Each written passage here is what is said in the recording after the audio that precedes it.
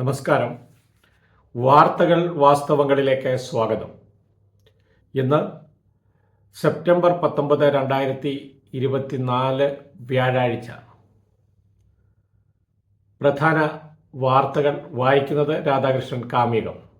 ഈ വാർത്താ ചാനൽ ഇനിയും സബ്സ്ക്രൈബ് ചെയ്യാത്തവർ ദയവായി ഒന്ന് സബ്സ്ക്രൈബ് ചെയ്യുകയും ഇഷ്ടപ്പെടുകയാണെങ്കിൽ ലൈക്ക് ചെയ്യുകയും ഷെയർ ചെയ്യുകയും ചെയ്യണമെന്ന് ദയവായി അഭ്യർത്ഥിക്കുന്നു. ആദ്യം നമുക്ക് ദേശാഭിമാനിയിലെ പ്രധാന പേജിലെ വാർത്തകൾ എന്തെന്ന് പരിശോധിക്കാം. അതിനുശേഷം മാതൃഭൂമിയും മനോരമയും അതിലെ പ്രധാനപ്പെട്ട വാർത്തകളും വായിക്കാം. ആദ്യം ദേശാഭിമാനിയിൽ നിന്ന്. ഒരു രാജ്യം ഒരു തെരഞ്ഞെടുപ്പ്, ഇതിന് കേന്ദ്രമന്ത്രിസഭ അംഗീകാരം നൽകിയിരിക്കുന്ന വാർത്തയാണ്. അത് ജനാധിപത്യത്തോട് തന്നെ വിട പറയുകയാണ്. ജനാധിപത്യത്തിന് വിട, ഒരു രാജ്യം ഒരു തെരഞ്ഞെടുപ്പ് എന്നാണ് ദേശാഭിമാനിയുടെ പ്രധാന വാർത്ത. ആ വാർത്ത എന്ത് എന്ന് നമുക്ക് ഒന്ന് പരിശോധിക്കാം.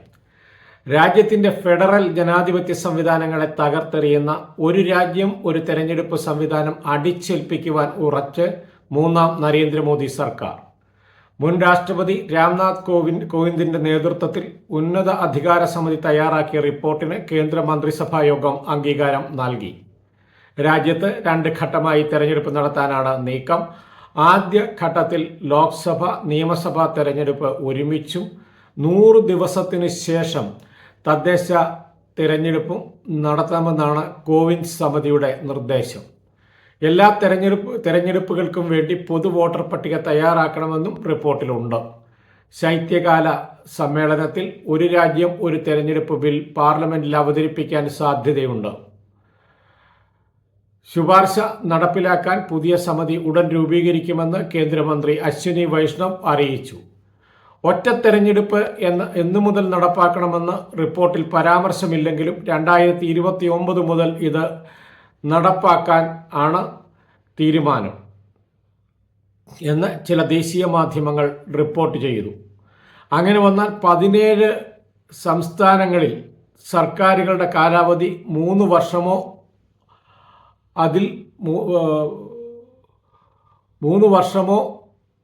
അതിൽ താഴെയോ ആയിരിക്കും. വെട്ടിച്ചുരുക്കേണ്ടി വരും, അങ്ങനെ കുറയ്ക്കേണ്ടി വരും. കാരണം അപ്പോഴത്തേക്ക് ഈ പൊതു തെരഞ്ഞെടുപ്പും സംസ്ഥാനങ്ങളുടെ തെരഞ്ഞെടുപ്പും ഒരുമിച്ച് വന്നു ചേരും. ലോക്സഭയിലേക്ക് ഇടക്കാല തെരഞ്ഞെടുപ്പ് നടന്നാൽ ആ സർക്കാരിൻ്റെ കാലാവധി മുൻ സഭയുടെ 5 വർഷ കാലാവധിയിൽ ശേഷിച്ചിരുന്ന സമയത്തേക്ക് മാത്രമാകും.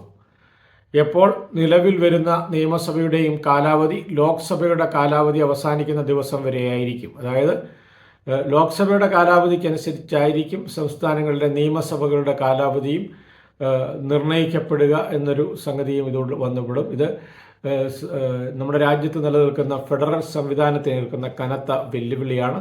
ആ വാർത്തയാണ് ദേശാഭിമാനി ഇന്ന് പ്രധാന പേജിൽ നൽകിയിരിക്കുന്നത്. ഒരു രാജ്യം ഒരു തെരഞ്ഞെടുപ്പ് രാജ്യത്തിൻ്റെ വൈവിധ്യത്തെ തകർക്കുമെന്ന് മുഖ്യമന്ത്രി പിണറായി വിജയൻ. ഒരു രാജ്യം ഒരു തെരഞ്ഞെടുപ്പ് എന്ന ആശയം ഇന്ത്യൻ പാർലമെന്ററി ജനാധിപത്യത്തിൻ്റെ വൈവിധ്യത്തെ തകർക്കുമെന്ന് മുഖ്യമന്ത്രി പിണറായി വിജയൻ. രാജ്യത്തെ തെരഞ്ഞെടുപ്പ് സംവിധാനത്തെ പ്രസിഡൻഷ്യൽ രീതിയിലേക്ക് കൊണ്ടുപോകാനുള്ള ഗൂഢശ്രമമാണ് ഇതിനു പിന്നിൽ. യാന്ത്രികമായി തെരഞ്ഞെടുപ്പ് നടത്തുന്നതും ജനവിധി അട്ടിമറിച്ച് കേന്ദ്രഭരണം അടിച്ചേൽപ്പിക്കുന്നതും ഫെഡറൽ വ്യവസ്ഥയെ നിർവീര്യമാക്കും. ഓരോ സംസ്ഥാനങ്ങളിലും വ്യത്യസ്തമായ സാഹചര്യങ്ങളും പശ്ചാത്തലവുമാണ്. അത് പരിഗണിക്കാതെയും രാഷ്ട്രീയ പ്രശ്നങ്ങളെ മുഖവിലക്കെടുക്കാതെയുമുള്ള തീരുമാനം കേന്ദ്ര സർക്കാരിന് സർവാധികാരം നൽകുന്നതിനുള്ള അജണ്ടയുടെ ഭാഗമാണ്. ഈ സർക്കാരിൻ്റെ കാലത്ത് തന്നെ ഒറ്റ തെരഞ്ഞെടുപ്പ് പദ്ധതി നടപ്പാക്കുമെന്ന് ആഭ്യന്തരമന്ത്രി അമിത്ഷാ പ്രഖ്യാപിച്ചതിന് പിന്നാലെയാണ് രാംനാഥ് കോവിന്ദ് കമ്മിറ്റി റിപ്പോർട്ടിന് കേന്ദ്ര മന്ത്രിസഭ അംഗീകാരം നൽകിയത്. പാർലമെന്ററി ജനാധിപത്യ വ്യവസ്ഥയെയും ഇന്ത്യ എന്ന ആശയത്തെയും അട്ടിമറിക്കാനുള്ള സംഘപരിവാർ നീക്കങ്ങൾക്കെതിരെ ജനാധിപത്യ സമൂഹം മുന്നോട്ട് വരണമെന്ന് മുഖ്യമന്ത്രി പറഞ്ഞു. 15ാം കേരള നിയമസഭയുടെ 12ാം സമ്മേളനം ഒക്ടോബർ 4 മുതൽ വിളിച്ചു ചേർക്കുന്നതിന് ഗവർണറോട് ശുപാർശ ചെയ്യാൻ മന്ത്രിസഭാ യോഗം തീരുമാനിച്ചു. നിയമനിർമ്മാണത്തിനായാണ് സമ്മേളനം ചേരുന്നത്. സമ്മേളനം ആരംഭിക്കുന്നത് 4-ാം തീയതിയാണ്. വയനാട് ദുരന്തത്തിൽ മരിച്ചവർക്ക് സമ്മേളനം ആദരാഞ്ജലി അർപ്പിക്കും. രോഗലക്ഷണങ്ങളോടെ മഞ്ചേരി മെഡിക്കൽ കോളേജ് ആശുപത്രിയിൽ നിരീക്ഷണത്തിലായിരുന്ന എടവണ്ണ സ്വദേശിയായ യുവാവിന് എംപോക്സ് സ്ഥിരീകരിച്ചു. കോഴിക്കോട് മെഡിക്കൽ കോളേജിൽ നടത്തിയ സ്രവ പരിശോധനാ ഫലം പോസിറ്റീവാണെന്ന് മന്ത്രി വീണ ജോർജ് അറിയിച്ചു. 38-കാരനായ ഇദ്ദേഹം 13-ാം തീയതിയാണ് UAEയിൽ നിന്ന് എത്തിയത്. വയനാട് പുനരധിവാസത്തിന് തുരങ്കം വയ്ക്കാൻ BJPയും പ്രതിപക്ഷ പാർട്ടികളും ഒരു വിഭാഗം മാധ്യമങ്ങളും നടത്തുന്ന കള്ളപ്രചാരണങ്ങൾക്കെതിരെ 24-ാം തീയതി ജില്ലാ കേന്ദ്രങ്ങളിൽ CPIM ബഹുജന പ്രതിഷേധ കൂട്ടായ്മകൾ സംഘടിപ്പിക്കും. വയനാട്ടിൽ ഏരിയ കമ്മിറ്റി കേന്ദ്രങ്ങളിലായിരിക്കും കൂട്ടായ്മകൾ. 20-ാം തീയതി മുതൽ 23 വരെ സംസ്ഥാന വ്യാപകമായി ലോക്കൽ കേന്ദ്രങ്ങളിൽ പ്രതിഷേധ പ്രകടനങ്ങൾ സംഘടിപ്പിക്കാനും CPIM സംസ്ഥാന സെക്രട്ടേറിയറ്റ് ആഹ്വാനം ചെയ്തു. ദുരന്തം കഴിഞ്ഞ് 50 ദിവസം പിന്നിട്ടിട്ടും ₹1 പോലും കേന്ദ്ര സഹായം ലഭിക്കാത്തത് മറച്ചു വെച്ചുകൊണ്ടാണ് കള്ളക്കഥകൾ പ്രചരിപ്പിക്കുന്നതെന്ന് ദേശാഭിമാനി വാർത്തയിൽ പറയുന്നു. ഇനി നമുക്ക് മലയാള മനോരമയിലെ പ്രധാന പേജിലെ വാർത്തകൾ എന്തെന്ന് പരിശോധിക്കാം. ലെബനനിൽ പേജർ സ്ഫോടന പരമ്പരയ്ക്ക് പിന്നാലെ തുടർച്ചയായ 2ാം ദിവസവും സ്ഫോടന പരമ്പര.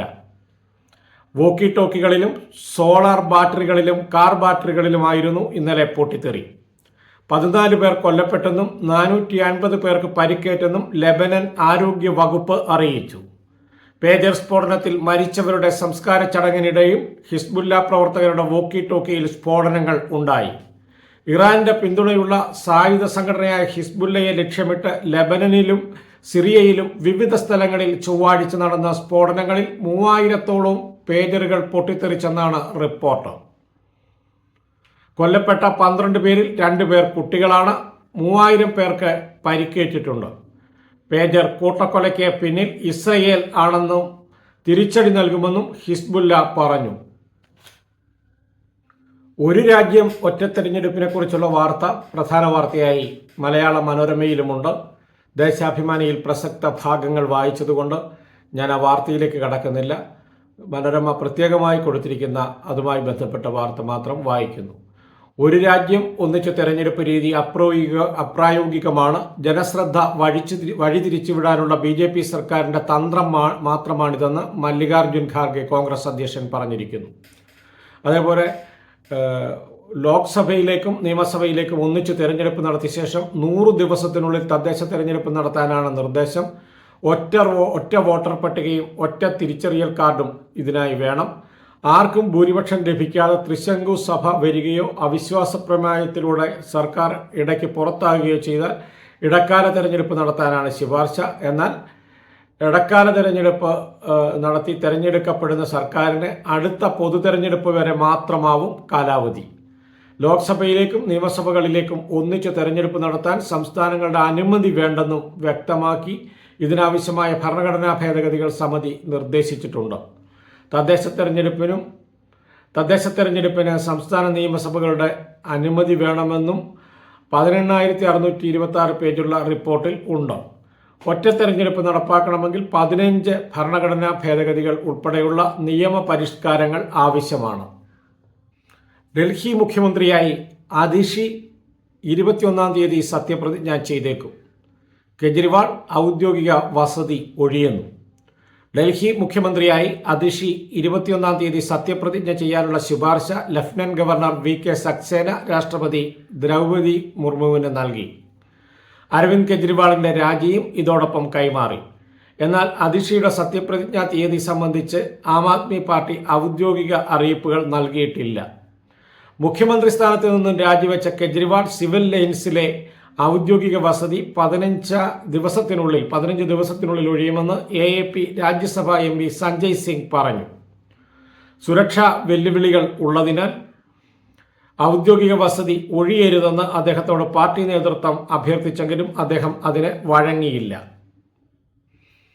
കാഴ്ചയില്ലാത്തവർക്ക് കാണാൻ സഹായിക്കുന്ന ഉപകരണം ഇലോൺ മസ്കിന്റെ ന്യൂറാലിങ്ക് നിർമ്മിക്കുന്നു. ഒപ്റ്റിക് നാഡികൾ തകരാറിലാവുകയും ഇരു കണ്ണുകളും നഷ്ടപ്പെടുകയും ചെയ്തവർക്ക് ന്യൂറാലിങ്കിന്റെ ബ്ലൈൻഡ് സൈറ്റ് എന്ന ഉപകരണത്തിന്റെ സഹായത്തോടെ കാണാൻ സാധിക്കുമെന്നും സാങ്കേതിക വിദ്യയുടെ പരീക്ഷണത്തിനായി US ഫുഡ് ആൻഡ് ഡ്രഗ് അഡ്മിനിസ്ട്രേഷന്റെ അനുമതി ലഭിച്ചെന്നും ഇലോൺ മസ്ക് അറിയിച്ചു. ദൃശ്യങ്ങൾ തിരിച്ചറിയാൻ സാധിക്കുന്ന തലച്ചോറിൻ്റെ ഭാഗമായ വിഷ്വൽ കോർട്ടക്സിന് കേട് പറ്റിയിട്ടില്ലെങ്കിൽ ജന്മന അന്ധതയുള്ളവർക്ക് പോലും കാഴ്ച അനുഭവിക്കാൻ ഇതുവഴി സാധിക്കും. 10 വർഷത്തെ ഇടവേളയ്ക്ക് ശേഷം നിയമസഭാ തെരഞ്ഞെടുപ്പ് നടക്കുന്ന ജമ്മു കാശ്മീരിൽ ആദ്യ വോട്ടെടുപ്പിൽ ഭേദപ്പെട്ട പോളിംഗ് രേഖപ്പെടുത്തി. ഇന്നലെ രാത്രി തെരഞ്ഞെടുപ്പ് കമ്മീഷൻ പുറത്തുവിട്ട കണക്ക് പ്രകാരം തെരഞ്ഞെടുപ്പ് നടന്ന 24 മണ്ഡലങ്ങളിൽ 61% ആണ് പോളിംഗ്. ഇതോടെ മലയാള മനോരമയിലെ പ്രധാന പേജിലെ വാർത്തകൾ അവസാനിക്കുന്നു. ഇനി നമുക്ക് മാതൃഭൂമി ദിനപത്രത്തിൻ്റെ പ്രധാന പേജിലെ വാർത്തകൾ എന്തെന്ന് പരിശോധിക്കാം. ഒരു രാജ്യം ഒറ്റ തെരഞ്ഞെടുപ്പ് എന്നതിനെക്കുറിച്ചാണ് മാതൃഭൂമിയിലും പ്രധാന വാർത്ത. ഒരു രാജ്യം ഒറ്റ തെരഞ്ഞെടുപ്പ്, കേന്ദ്രത്തിൻ്റെ പച്ചക്കൊടി ഒരുക്കം തുടങ്ങി എന്നാണ് മാതൃഭൂമി റിപ്പോർട്ട് ചെയ്യുന്നത്. ഏതാണ്ട് അതിനെ സ്വാഗതം ചെയ്യുന്ന തരത്തിലുള്ള ഒരു വാർത്തയാണ് മാതൃഭൂമി അതിൻ്റെ പ്രധാന പേജിൽ കൊടുത്തിരിക്കുന്നത്. അതായത് ഈ നിയമം നടപ്പിലാക്കപ്പെട്ട് കഴിഞ്ഞാൽ 30% തിരഞ്ഞെടുപ്പ് ചെലവ് കുറയും എന്ന് വിദഗ്ധർ അഭിപ്രായപ്പെട്ടതായി പറയുന്നു. അങ്ങനെയുണ്ടെങ്കിൽ തെരഞ്ഞെടുപ്പ് തന്നെ ഇല്ലാതാകുകയാണെങ്കിൽ 100% തെരഞ്ഞെടുപ്പിന് വേണ്ടിയുള്ള പണം ചെലവഴിക്കുന്നതും കുറയും. അങ്ങനെ ആ വലിയ ചെലവ് ഒഴിവാക്കാൻ തെരഞ്ഞെടുപ്പ് തന്നെ വേണ്ടെന്ന് വെച്ചാൽ പോരെ മാതൃഭൂമി എന്നൊരു ചോദ്യം വാസ്തവങ്ങൾക്കുണ്ട്. ആദ്യഘട്ടത്തിൽ ലോക്സഭാ മണ്ഡലങ്ങൾ ആദ്യഘട്ടം ഇത് നടപ്പിലാക്കുന്നതിലൂടെ ഇത് ബാധിക്കുന്നത് 543 ലോക്സഭാ മണ്ഡലങ്ങളെയും രാജ്യത്താകമാനമുള്ള 4120 നിയമസഭാ മണ്ഡലങ്ങളെയുമാണെന്ന് മാതൃഭൂമി പറയുന്നു. എതിർത്തും അനുകൂലിച്ചും മുൻ ചീഫ് ജസ്റ്റിസുമാർ അഭിപ്രായങ്ങൾ രേഖപ്പെടുത്തിയിട്ടുണ്ട്. അതിനെക്കുറിച്ചുള്ള വാർത്ത മാതൃഭൂമിയുടെ 7-ാം പേജിൽ ഉണ്ട്. ബാക്കിയൊക്കെ മറ്റു പത്രങ്ങളിലുള്ള കാര്യങ്ങളാണ്. കേരളത്തിൽ ഒരു രാജ്യം ഒറ്റ തെരഞ്ഞെടുപ്പ് 2029 മുതൽ നടപ്പാക്കിയാൽ 2026 കേരളത്തിൽ നിലവിൽ വരുന്ന പുതിയ നിയമസഭയുടെ കാലാവധി 3 വർഷമായി ചുരുങ്ങും. അതായത് അടുത്ത തെരഞ്ഞെടുപ്പിലൂടെ കേരളത്തിൽ നിയമസഭ അധികാരത്തിൽ വന്നാൽ അതിന് 3 വർഷം 26 മുതൽ 29 വരെ പ്രവർത്തിക്കുവാൻ കഴിയുകയുള്ളൂ. പിന്നീട് ലോക്സഭാ തെരഞ്ഞെടുപ്പിന് ഒപ്പം തെരഞ്ഞെടുപ്പ് നടത്തേണ്ടി വരുമെന്നൊരു പ്രത്യേകത പറയുന്നുണ്ട്. പിന്നീട് ഇതിനെക്കുറിച്ചുള്ള പ്രധാനപ്പെട്ട അഭിപ്രായങ്ങൾ ഒറ്റ തെരഞ്ഞെടുപ്പ് നടത്താനുള്ള ഉന്നത സമിതി ശുപാർശയ്ക്ക് കേന്ദ്രമന്ത്രിസഭ അനുമതി നൽകിയത് സുപ്രധാന ചുവടുവയ്പ്പാണെന്നാണ് പ്രധാനമന്ത്രി പറയുന്നത്. ജനാധിപത്യത്തെ കൂടുതൽ ഊർജ്ജസ്വലവും പങ്കാളിത്തമുള്ളതുമാക്കാനുള്ള ശ്രമമാണിതെന്ന് പറയുന്നു. എന്നാൽ ഫെഡറലിസം പാടെ തകരുകയാണെന്നുള്ള വസ്തുത അദ്ദേഹം മറച്ചുവെക്കുന്നു പ്രധാനമന്ത്രി. നിർദ്ദേശം അപ്രായോഗികമാണെന്നാണ് മല്ലികാർജുൻ ഖാർഗെ. ജനങ്ങളുടെ പ്രശ്നങ്ങളിൽ നിന്ന് ശ്രദ്ധ തിരിക്കാനുള്ള BJPയുടെ ശ്രമമാണിതെന്നും അദ്ദേഹം പറയുന്നു. മുഖ്യമന്ത്രി പിണറായി വിജയന്റെ അഭിപ്രായം നമ്മൾ ദേശാഭിമാനിയിൽ വായിച്ചു. അത് രാജ്യത്തെ ഫെഡറലിസം തകർക്കും, നിർവീര്യമാക്കും എന്നതുതന്നെയാണ് അദ്ദേഹത്തിൻ്റെ പ്രധാനമായും മുഖ്യമന്ത്രി പിണറായി വിജയൻ പറയുന്നത്. ഇത്രയുമാണ് ഒരു രാജ്യം ഒറ്റ തെരഞ്ഞെടുപ്പ് വാർത്ത മാതൃഭൂമി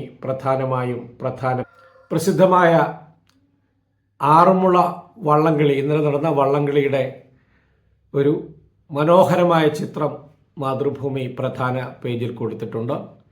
ആറന്മുള സത്രംകടവിൽ നിന്ന് വള്ളങ്ങൾ നിരനിരയായി സ്റ്റാർട്ടിംഗ് പോയിന്റിലേക്ക് നീങ്ങുന്ന ഒരു വാർത്തയാണ് കൊടുത്തിരിക്കുന്നത്. ഫോട്ടോ എടുത്തിരിക്കുന്നത് മാതൃഭൂമിയിലെ EV രാഗേഷാണ്. ചന്ദ്രയാൻ ദൗത്യ തുടർ വിജയത്തിന് പിന്നാലെ ശുക്രഗ്രഹത്തെക്കുറിച്ച് പഠിക്കാൻ ഇന്ത്യ. ISROയുടെ ആദ്യ ശുക്രദൗത്യത്തിനുള്ള 1236 കോടി രൂപയുടെ പദ്ധതി കേന്ദ്രമന്ത്രിസഭാ യോഗം അംഗീകരിച്ചതായി ഒരു വാർത്ത മാതൃഭൂമിയുടെ പ്രധാന പേജിലുണ്ട്. താങ്ങുവിലയ്ക്ക് മീതെ തേങ്ങയുടെ വില. 2 വർഷവും 8 മാസവും നീണ്ട കാത്തിരിപ്പിന് ഒടുവിൽ പച്ചത്തേങ്ങ കൊപ്ര വില താങ്ങുവിലയ്ക്ക് മീതെ എത്തി. 2021 ഡിസംബർ അവസാനമാണ് തേങ്ങയുടെയും കൊപ്രയുടെയും വില താങ്ങുവിലയിലും താഴേക്ക് പോയത്. ഈ വർഷം ആദ്യം മുതൽ വില തിരിച്ചു കയറി തുടങ്ങിയെങ്കിലും പച്ചത്തേങ്ങ വില താങ്ങുവിലയായ 34 രൂപയ്ക്ക് മുകളിലെത്തിയത് തിങ്കളാഴ്ചയാണ്. കിലോയ്ക്ക് 35 രൂപ. താങ്ങുവിലയ്ക്കുള്ള പച്ചത്തേങ്ങ കൊപ്ര 2ാം ഘട്ട സംഭരണം ഒക്ടോബറിൽ തുടങ്ങാനിരിക്കെയാണ് വില താങ്ങുവിലയ്ക്കും മീതെ എത്തിയത് എന്നൊരു വാർത്തയും മാതൃഭൂമി പ്രധാന പേജിൽ നൽകുന്നുണ്ട്. കർഷകരുടെ ഉൽപ്പന്നങ്ങൾക്ക് മെച്ചപ്പെട്ട വില നിലവാരം ഉറപ്പാക്കുന്നതിനും അവശ്യ സാധനങ്ങളുടെ വില പിടിച്ചു നിർത്താനുമായി 35,000 കോടി രൂപ അനുവദിക്കാൻ കേന്ദ്ര മന്ത്രിസഭാ യോഗം തീരുമാനിച്ചതായ ഒരു വാർത്തയും മാതൃഭൂമി പ്രധാന പേജിൽ നൽകുന്നുണ്ട്. പൊതുമധ്യത്തിൽ ജഡ്ജിമാർ മതപരമായ ചിഹ്നങ്ങളോ വിശ്വാസങ്ങളോ പ്രദർശിപ്പിക്കുന്നതിന് താൻ എതിരാണെന്ന് വിരമിച്ച സുപ്രീം കോടതി ജസ്റ്റിസ് ഹിമ കോലി ന്യായാധിപരുടെ മതവിശ്വാസം അവരുടെ 4 ചുവരുകൾക്കുള്ളിൽ നിൽക്കണമെന്നും അഭിമുഖത്തിൽ അവർ അഭിപ്രായപ്പെട്ടു. സുപ്രീം കോടതി ചീഫ് ജസ്റ്റിസ് DY ചന്ദ്രചൂഡിന്റെ വസതിയിലെ ഗണേശ ചതുർത്ഥി ആഘോഷങ്ങളിൽ പ്രധാനമന്ത്രി നരേന്ദ്രമോദി പങ്കെടുത്തത് വിവാദമായതിന് പിന്നാലെയാണ് ഹിമ കോലിയുടെ ഈ പ്രതികരണം. നമുക്ക് പല വിശ്വാസങ്ങളും ഉണ്ടാകാം. ഒരു സംവിധാനത്തിന്റെ ഭാഗമായി നിൽക്കുമ്പോൾ മാനവികതയും ഭരണഘടനയുമാവണം നമ്മുടെ മതം. പൊതുമധ്യത്തിൽ ഭരണകൂടവും നീതിന്യായ സംവിധാനവും പരസ്പരം സംവദിക്കുന്ന ഇടങ്ങളുണ്ട്. ഒറ്റപ്പെട്ടു നിന്ന് പ്രവർത്തിക്കാനാവില്ല. എന്നാൽ അതിന് ഒരു വ്യവസ്ഥയുണ്ടാകണം. ഇല്ലെങ്കിൽ അനുഭവിക്കേണ്ടി വരുന്നത് നീതിന്യായ സംവിധാനം ആയിരിക്കുമെന്നും ഹിമ കോലി പറഞ്ഞു. എല്ലാ മേഖലകളിലും ലിംഗസമത്വത്തിനുള്ള ശ്രമങ്ങൾ ശക്തിപ്പെടുത്തുമെന്ന് UAE. ഇതിന്റെ ഭാഗമായി സ്വകാര്യ കമ്പനികളുടെ ഡയറക്ടർ ബോർഡുകളിൽ സ്ത്രീ പ്രാതിനിധ്യം ഉറപ്പാക്കണമെന്ന് UAE സാമ്പത്തിക മന്ത്രാലയം ആവശ്യപ്പെട്ടു. തീരുമാനങ്ങൾ എടുക്കുന്നവർ എന്ന നിലയിൽ സ്ത്രീകളുടെ സ്ഥാനം ശക്തിപ്പെടുത്താനുള്ള ശ്രമങ്ങളുടെ ഭാഗമായാണ് ഇത്. ഇത്രയുമാണ് ഇന്നത്തെ പ്രധാനപ്പെട്ട പത്രങ്ങളിലെ പ്രധാനപ്പെട്ട വാർത്തകൾ. ഇത്രയും നേരം വാർത്തകൾ കേട്ടുകൊണ്ടിരുന്ന എല്ലാവരെയും നന്ദി അറിയിക്കുന്നു. എല്ലാവർക്കും നല്ല ദിവസം ആശംസിക്കുന്നു. നമസ്കാരം.